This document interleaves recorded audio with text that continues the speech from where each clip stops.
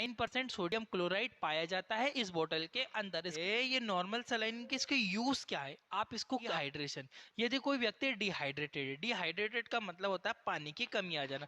अब भैया पानी की कमी क्यों आ जाती है? पानी की कमी, लूज मोशन हो गया, वोमिटिंग हो गया, कोई व्यक्ति बहुत ज्यादा धूप में काम कर रहा है, हीट स्ट्रोक हो गया, तो गर्मी ज्यादा से अपनी बॉडी का लॉस हो जाता पानी का, और हमें पानी कम पीते हैं तो बॉडी में पानी की कमी आ जाती है। बहुत सारे रीजन उसका यूज करते हैं। वुंड वॉशिंग, घाव धोने के लिए डाइल्यूशन ऑफ इंजेक्शन फॉर्म में देखे होंगे, उसको डिजोल्व करते हैं, एनएस में डिजोल्व करते हैं, नॉर्मल सलाइन में मिलाते हैं और मनुष्य को, व्यक्ति को, जो पेशेंट है उसको चढ़ा दिया जाता है। पानी का जो बैलेंस होता है उसको बनाने के लिए हम लोग एनएस का इस्तेमाल करते हैं। नॉर्मल सलाइन जो होता है उसका डोज क्या है? उसको normal saline is completely depend on patient condition in disease.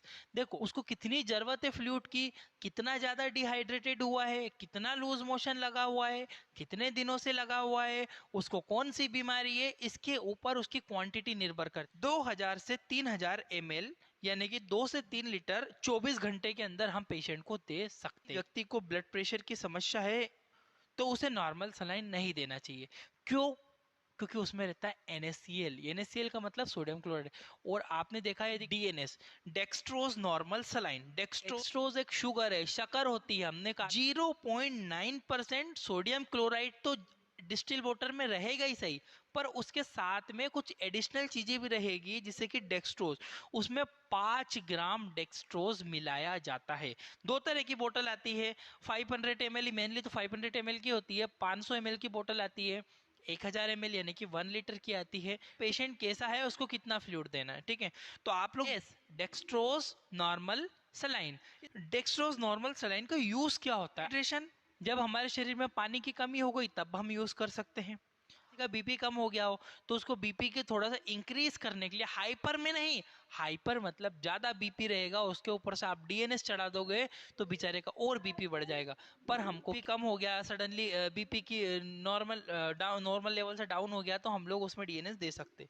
To treat insulin shock, treat insulin shock मतलब जैसे कि कोई इंसुलिन शॉक हो गया हो, इंसुलिन शॉक मतलब इंसुलिन बन ही नहीं रहा हो, बहुत कम बन रहा हो, कुछ प्रॉब्लम हो गई हो, तो सडनली उसे डीएनएस दे देंगे। डीएनएस देने से क्या होगा, शुगर जाएगी शरीर में तो मेरा पेंक्रियास रिएक्ट करेगा, ठीक है। तो उस कंडीशन में भी हम लोग डीएनएस मरीज को दे सकते हैं।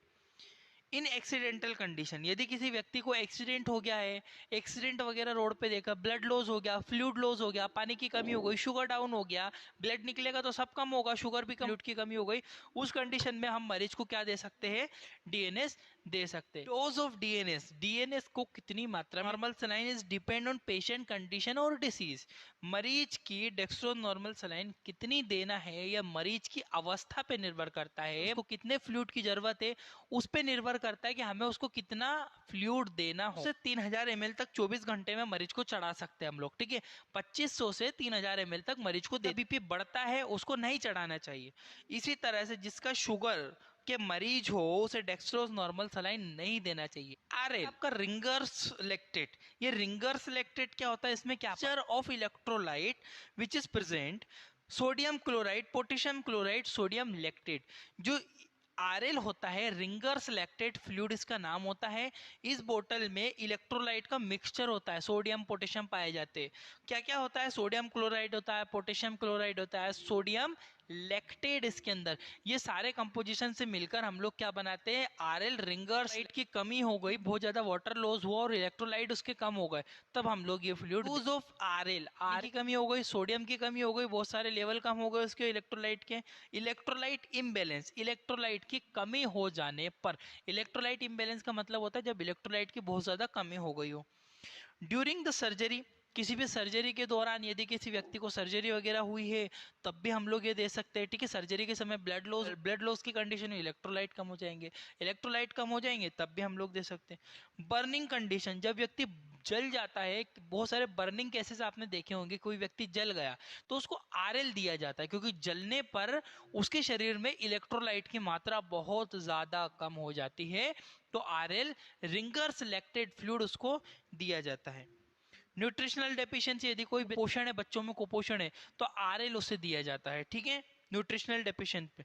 हाइपोटेंशन, यदि ब्लड प्रेशर कम होने पर, यदि किसी व्यक्ति का बीपी बहुत कम हो गया हो तब भी हम लोग ये दे सकते हैं। It is suitable for diabetic patient, ये डायबिटिक मरीजों में suitable for diabetic patient of RL. Ringers completely disease और कंडीशन पे ही निर्भर करता है। मेरे मिल तक उसको आरएल यानी कि रिंगर्स लैक्टेट फ्लूइड दिया जाता है 24 घंटों के अंदर।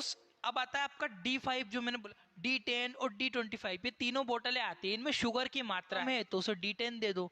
किसी की शुगर बिल्कुल हाइपो में चला गया है तो उसको D25 दे दो। D25 से एकदम शुगर बढ़ जाती है, एकदम इंक्रीज हो जाती है, ठीक है। यूज, जब पानी की कमी हो गई तब भी उसको D5 वगैरह दे सकते हैं। वीकनेस, यदि व्यक्ति को बहुत कमजोरी लग रही है तब भी दे सकते हैं। डिजीनेस, बहुत ज्यादा व्यक्ति को चक्कर वगैरह आ रहा है तब भी D5 वगैरह दे सकते हैं। पर ये शुगर के मरीजों को नहीं दी जाती है, ये चीज आप लोग ध्यान रखना।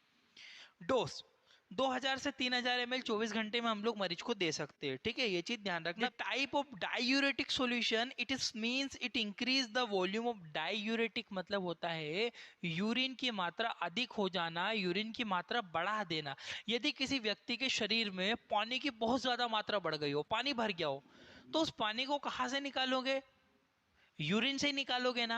तो ये डायूरेटिक सॉल्यूशन है, इसको चढ़ा दो मरीज में, तो मरीज इतनी यूरिन करेगा, इतनी यूरिन करेगा कि उसकी शरीर से पानी की कमी हो जाएगी। कोई व्यक्ति है पानी की बढ़ोतरी हो गई, इसमें पानी ज्यादा हो गया, तो मैनिटोल सॉल्यूशन दे दो, मैनिटोल से ज्यादा यूरिन करेगा, यूरिन निकल जाएगी।